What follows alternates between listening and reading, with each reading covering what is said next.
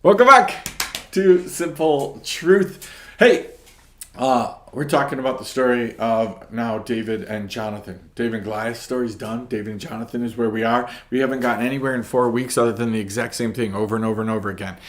For those of you who know me, you're not surprised by that whole thing. I'm just trying to challenge you on a weekly basis to do hard things, right? And to think a little bit differently. And most people don't want to think differently. They want to think the same. Because you know what? When you think the same, you stay out of trouble, right? You just do the same thing over and over and over again. Every once in a while, you become insane because you actually think that doing the same thing over and over and over again will get you a different result, right? But for the most part, you're not even looking for a different result. You're looking for the same result, right? I'm going to get up. I'm going to take my shower. I'm going to eat my breakfast. I'm not looking for any different results in all of that. I'm going to get in my car. I'm going to get to work. Now, you might be looking for a different result if the day before you got a flat tire or something, but you just want to get to work. I want to get to work. I'm going to punch in. I'm going to do my 8 hours or 10 hours or 12 hours or whatever it is. I'm going to get back in my car. I'm going to come home. I'm going to do a few things around the house, maybe have a little fun, maybe go to a meeting, do whatever. I don't want any different results. You know, the truth is, we talk down here a lot about people changing and people responding to God and people being about God. And the truth of the matter is, we get frustrated when people aren't responding, when they're not doing the things. We're not seeing the change. We're not seeing the fruit. And we make it seem like we're doing something wrong. And they just need another voice. They need another person. They need something else to motivate them, right? But the real truth is, no, people aren't motivated because they don't want to be. They don't want to respond differently. Now, when they spend $300 of their own money and go to a conference, they're motivated. They got to get something out of this. They want to be different. It lasts for a few minutes. But most people simply don't want change. They don't want to respond. But when you're knitted together with God, right? When you are one with God, you want to respond to Him. You want to do the things that He's asking you to do. And guess what? In 1 Samuel chapter 18, verse 5, it says this: David went out. Well, that's the very first thing that you have to do is actually go out. That would be helpful, right? Most of us want to sit around our house and want to become better people. Well. There's possibility that you can sit around your house and become a better person in some way, shape, or form. Maybe you can become nicer on Facebook. Maybe you can be more educated. You could get more knowledge. Maybe you can think better. Maybe you can get a better attitude. Maybe you can become more emotionally stable because you're sitting there. But let's make this really clear. Nobody's going to see the fruit of any of that. Just you. And that's not what it's all about, right? So again, Jesus didn't say to the disciples, stay home and make disciples. Go out. Make disciples, preach the gospel, preach the good news. That's what Jesus said. Same thing here. David went out and was successful wherever Saul sent him. Well, there's servanthood, isn't it? Wherever Saul sent David, he was successful. David served the king. Now, David served the King of Kings, and then he served and did what he was asked to do, and he was successful wherever he went. Do you ever think that maybe some of the reason you're not successful is because you're not serving? Oh, maybe you're serving people the way you want to. You're trying to tell them what to do. Most of us think that leadership, telling people what to do, is serving other people. I'm not really sure who sold that to you, right? But Jesus had every right to lead people, tell them what to do. He did that, but he said, I didn't come to be served. I came to serve. Right? Jesus served people. He washed their feet. He cured their diseases. He touched people that were unlovely. He ate with people that were unlovely. He did all these things. That's what Jesus did. But you want to sit in a chair in an office in a church and tell people what to do. You want on Sunday mornings to be the one that's teaching, but when are you taught? Do yourself a favor. You want to challenge yourself someday? Walk up to your pastor and ask him, when's the last time you got taught? And who's teaching you? How do we know where you're getting your teaching from? Who's teaching you? Right? Again, we're served and we serve. We're served and we're served. Like, that's how it works.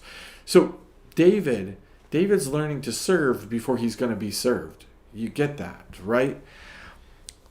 Saul sent him out, so that Saul sent him in over the men of war. This was good in the sight of all the people, also in the sight of Saul's servants. You know, when you serve people and you're knitted together with God, you're going to become successful. When you become successful, people want to be around you. That's the way it works. That's the way God set it up. When God's favor and hand is upon you, people want to be around you. This is why the fall, this is why pride, this is why not being knitted together with God becomes so dangerous, is because you got a bunch of people following you, a bunch of people around you, a bunch of people who want to be where you are because the Holy Spirit's there, because Jesus is there. And then all of a sudden you get a little bit of pride, you get a little bit something going on with you, and what happens? And you got a bunch of people following you who are going to go down a wrong path, right? We got to stay knitted together with God, because this is the deal, right? People want to be where Jesus is. Take a good look at it. If people aren't wanting to be where you are in any moment, then maybe your Jesus isn't shining through. Maybe your Jesus in that moment isn't, right, who he needs to be. Now let me flip that. There are moments where your Jesus is going to be divisive. Maybe you are being Jesus. Maybe you are going to give a hard teaching. Maybe you are going to say something that challenges people. Maybe you are going to hold people accountable. Maybe you are going to challenge people to drop their rock, and they're going to look at you and say, no way. Right? And then those people, they're still going to know where Jesus is. They're just going to go away sad saying, I don't want Jesus. Right? That's a totally different thing. Right? There are people who aren't following you because they don't want anything to do with your Jesus. There are people who aren't following you because they've decided that your Jesus is the wrong Jesus. But hopefully there are some people who are following you because they want your Jesus. Hopefully at work there are people who come up and say, I don't know why I'm talking to you. I don't know why I'm going to tell you this, but I just feel like I can talk to you, and I just need you to know this. Pray, do this, be this, say this, do all this stuff. Maybe that's what's going on, right? But we look and we say, man, when God's favor is on us, when we have our second, right? David not set into any of this before he gets his second. He gets the person who's knitted together with him. Mind-blowing, because everybody out there is going, husband, wife, husband, wife, husband, wife. No. David's second was Jonathan. The Bible's super, super, super, super clear about that. The person who had David's back was Jonathan, right? Gave him his stuff, encouraged him in battle, right? Was there, loved him, soul together, right? Not inappropriate in any way, shape, or form. All appropriate. Just blows the mind of traditional Western church people who think certain ways. But when David gets his second, Saul sends him out. And under those conditions, knitted together with God and having his second, David goes out to take on the world. And the people are responding. The people want it. It seemed good for them. Now, here's the problem. Problem is, whenever it seems good, when the people are happy, when the people are excited, when things are going forward, when people are having success, we already talked about it. The enemy wants one and only one thing, and that is to unknit that which has been knitted. Now, I grew up with a mom who crocheted and knitted, and aunts and grandma, and I know people who knit and crochet. Whenever they make a mistake, there is this huge moan, right? And then there's this unknitting that happens. Because they have to go back to the place where they made the mistake and take it all apart and do it again. Right? Man, see, that's what the enemy wants. Only he wants it all to unravel. He wants you to have to go all the way back to the very beginning. God says, listen, even if you come unraveled, I'm never going to let you go. We're going to just do this again. Stay together with me. Stay with me. As long as the crochet hooks are in your hands, we got this. Right? Drop those. We don't have it. Can't be knitted, crocheted together. The hooks are gone. Right? I guess you can do finger crocheting and stuff now or whatever it is. But the point is, right? You got to be in on the process. That's the point, right? So we know what's going to happen. Everybody knows. The second you see success in your church, the second you see a relationship that's going well, the second you see two people knitted together, right? You know exactly where the story is going to go. You know, our enemy is so predictable, it's not funny. All you got to do yourself a favor, right? Look at somebody, look them in their eyes and go, man, I really, really love you. Like, I love you. I love who you are. I love what you're doing. I love what you're about. Just tell somebody you really love them and actually mean it. That would be helpful, right? Actually mean it. And then count. Start counting from that moment. I bet you don't even get up to 200 or 100 before the enemy starts. Right? Because the enemy is going to start right at that moment. The second that we are knitted together, the enemy goes, I have one purpose and only one purpose, and that is to pull it apart. I see it every time in church. Listen, every time some new people come to church, you can just see the enemy start. He just starts. Every time somebody makes a commitment, every time somebody says the words, hey, I want to get closer to Jesus, every time somebody says, I want to forgive this person, I want to get over the anger, I want to get over the frustration, every time somebody says, man, things are going well for me at the moment, man, I love Jesus, I want to give Jesus more, I want Jesus to be everything. The minute that we say that, the enemy goes, okay, let's go. Because see, when you're not saying that stuff, the enemy doesn't care if you're lukewarm, because guess what he knows about lukewarmness? Wow, that should be a good word. Lukewarmanization, right? Do you know what he knows about that process? It's the second you're lukewarm, what happens? What does God say he's going to do? I'm going to spit you. Spew you is such a better word, right? I'm going to spew you out of my mouth. Spitting is this ting thing that comes out, it's on all of the TV shows and everything. Spewing is this uncontrollable, right? Just whoosh, it goes everywhere, right? I wish I could give you some great examples, but I'm not going to do that, right?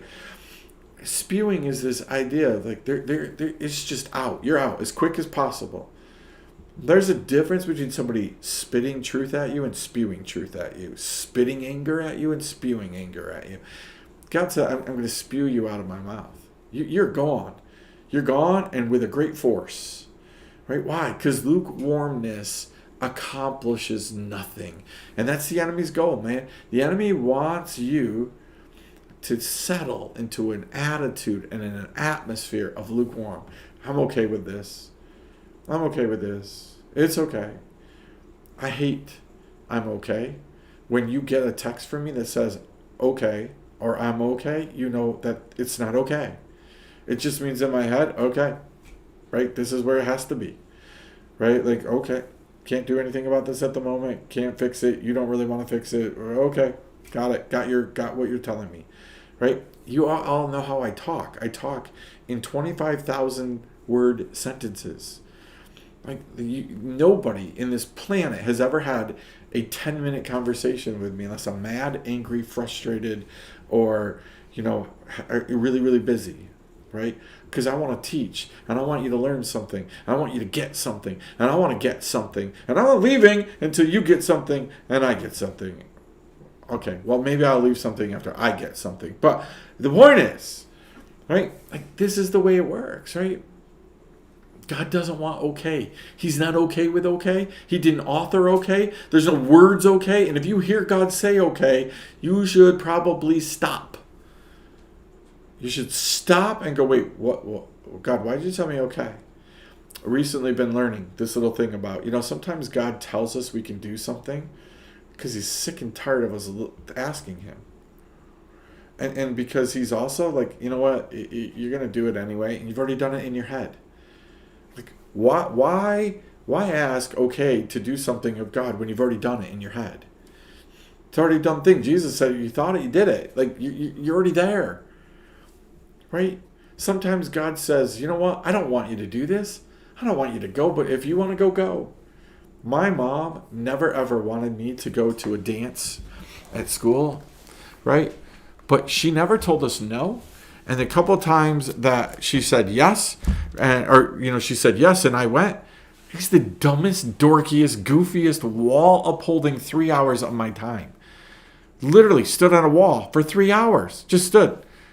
There's a soul that was coming over to ask me to dance the way that I was, right? And that you think nobody even knew you could dance.